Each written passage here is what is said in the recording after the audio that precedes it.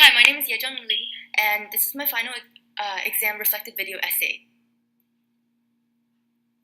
So I chose prompt 2. In some works of literature, childhood and adolescence are portrayed as times graced by innocence and a sense of wonder. In other works, they're depicted as times of tribulation and terror.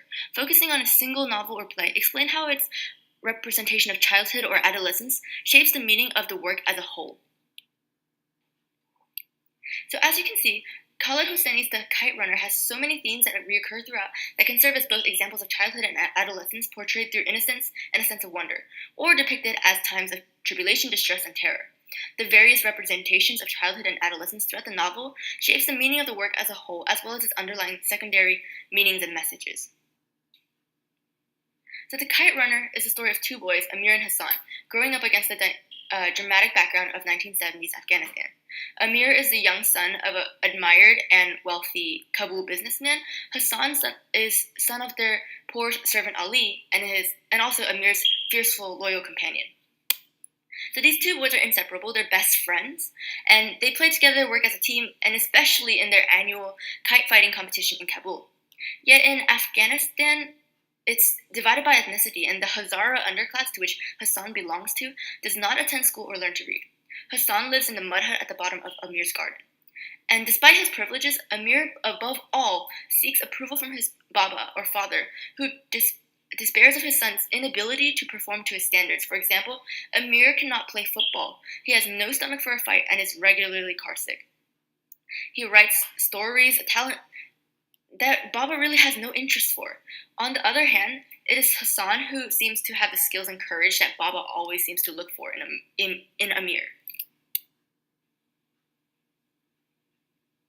So Amir longs for his father's affection and feels both friendship and jealousy towards his servant friend Hassan. Amir witnesses neighborhood bully Asif beat and rape Hassan. He does not help, and guilt-stricken, he commits an act of terrible betrayal, accusing Hassan of a fabricated crime in order to just get Baba to send Hassan away.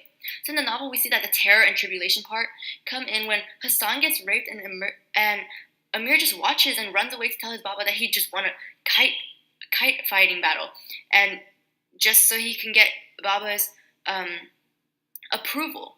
And he doesn't really care that his friend is being assaulted in the alleyway. His jealousy is blinding him.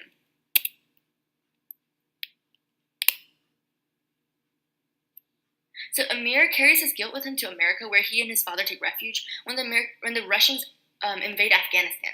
So in the States, Amir becomes a successful novelist, and he marries an Afghan girl named Soroya. But just as Afghanistan remains racked by conflict through the 1980s and 90s, he just remains haunted by the guilt. And later on in the novel, we actually realize that he only betrayed Hassan due to his fear of intervening with Asaf and his fear of not gaining approval from Baba, and that he deeply regrets it, but he still wouldn't change his actions when faced with the same dilemma. In this quote that we have, I opened my mouth, almost said something, almost. The rest of my life might have turned out differently if I had, but I didn't. And so, we're faced with the same dilemmas. So if we look at it in terms of the prompt in chat at the time of his childhood, Amir was privileged in the sense that he was given all the material and things that he desired and the social status that he was born with. But he wasn't given that affection, or he felt like he wasn't given that affection and kindness that he so seeks from Baba, and he thought that Hassan was getting instead. So Amir was all innocent and wondered about the world around him, and how his lifestyle was so much of a higher caliber than of his best friend Hassan. The mirror side of his situation, where Hassan grew up poor and was part of the lower class, and was often discriminated against by the people around him. He just really wondered how, even with all this,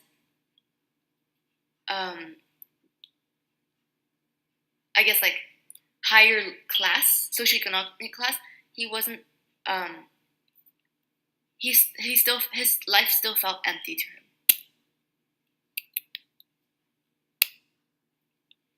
So after moving to America, he loses track of Hassan until 15 years later, a family friend tells Amir that Hassan, who is then revealed as Amir's illegitimate half-brother, has died and that Hassan's son, Sohrab, is orphaned.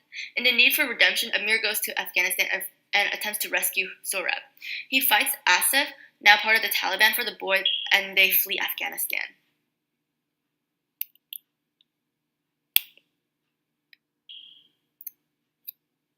Amir and Soroya want to adopt Sohrab, but in order to legally adopt him, it would be necessary to place him in an orphanage. And when Amir tells him this, the child feels so devastated and betrayed. And Amir had promised him that he would never send him to an orphanage. And Sohrab, because of this betrayal, he attempts suicide. He lives, but he's no longer talks or smiles as much. When Amir is finally able to return to the U.S. with Sohrab, Amir and Soroya do their best to make sure that Sohrab is happy in his new home, and Amir forbids his father-in-law from ever referring to Sohrab as a Hazara and lower class. Later, Sohrab shows signs of a faint smile as Amir runs after a prize-winning kite, which is somewhat of a flashback to when Hassan had actually run after Amir's prize-winning kite when they were young at their annual kite fighting competitions back in Kabul. So now I'm going to answer 5 questions for part 2. How have you grown as a learner throughout the course of this semester? I've learned about the personal struggles and obstacles and adversities that individuals have to face throughout history, and the processes in which they overcame those adversities, and those individual movements that took, individual actions that took place are the foundation to what caused big historical movements and changes in history that that allow society to progress, and it's really something important that I've learned and grown to accept is that an individual is the baseline to any change, and so it all starts in the individual. Even if you face struggles, that struggle and how you overcome it is going to help you eventually in overcoming something real big, like racial or religious or gender or whatever persecution or segregation or discrimination that you could face. The next question, what is the most important idea or argument that was generated in this semester's discussions? And can you explain this concept in your own words?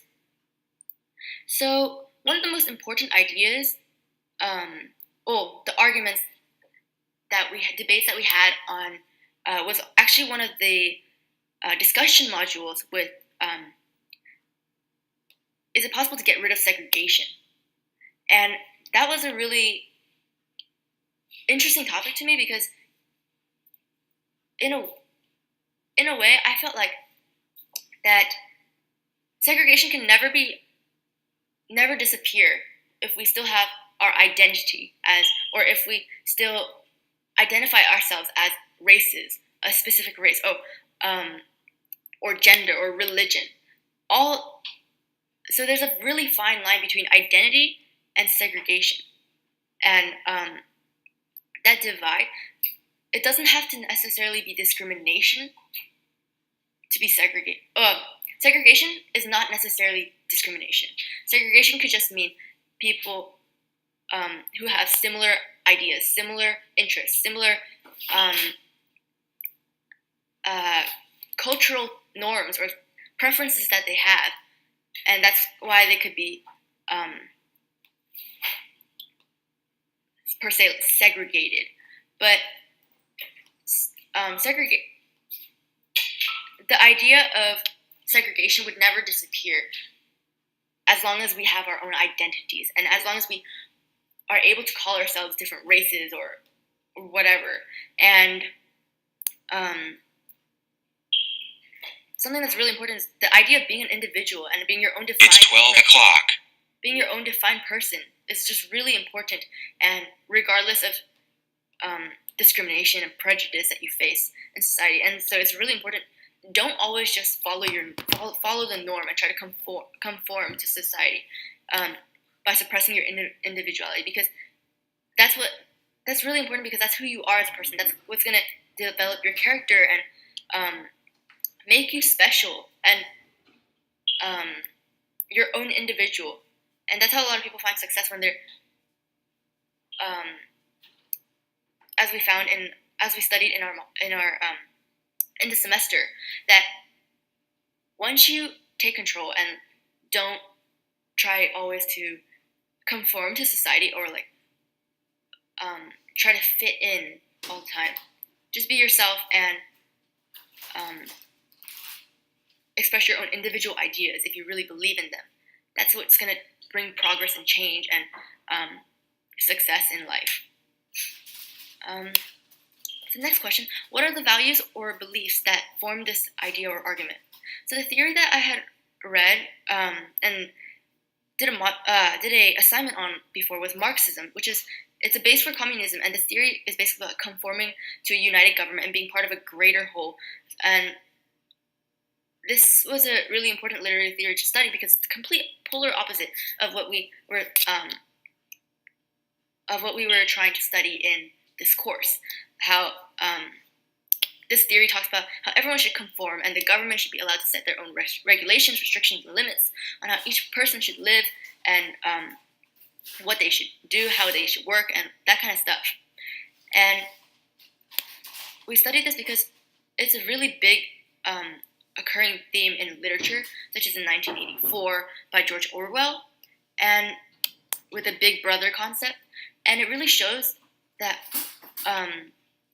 when the central government tries to make everybody conform and just be zombies and be nobody is unique or special in any way, it becomes a failed structure. And even in modern times, you haven't seen this kind of system prevail yet. That's why we don't have a Big Brother system in the most prosperous countries in the world. And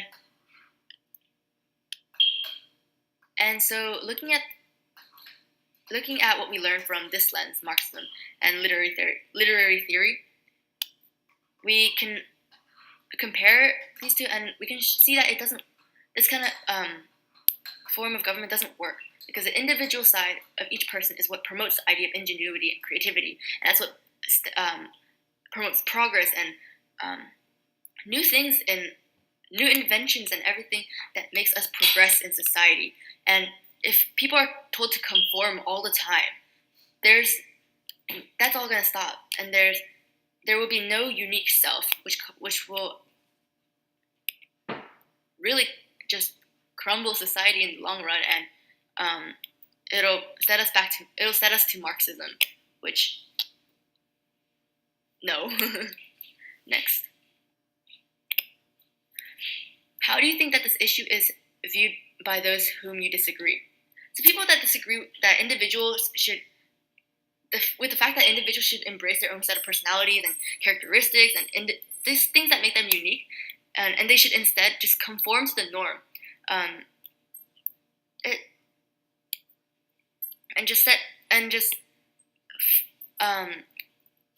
go back, like make everybody equal, and in the worst way possible, in that nobody is unique, nobody is special, and has their own individual characteristics and personality and talents. And then this person does not understand that the idea of individuality helps actually promote a safer environment, and it's part of the natural world. That's why we're all naturally different and unique, and every person is special in their own way. And so how other people might see individuality as just strange and deviating from cultural and traditional beliefs that have been instituted for a long time. I mean, there's another side of it. Having this individuality also promotes progress and change, and especially socially. So yeah. And how can or will you use what you learned in this course outside the four walls of our classroom? So now that I'm a senior moving on to college soon, especially this idea of individuality that we learned about and the segregation argument debate, it definitely led me to have a more deeper understanding about how being my own person is going to be what gets me far in life, and having my own having my own ideas, and not always trying to conform to the norm and follow suit with everybody, and just being my own person, doing what I believe in, and that's how I'm gonna make a claim in this world and really progress. And with the segregation argument, expanding your horizons is a very important part of going to college. In college, people from all around the nation, all around the world, gather together to study and learn about themselves, learn about skills they need for a career and all that. And it also sets you up with a set of skills socially so that you can mix in and understand different people and understand different backgrounds and traditions and beliefs and other people's ideas, that when they all mix in, that's what's the more heads the better, basically. And the more ideas, the more differences, the more unique things that make us us is going to be what provides the best change.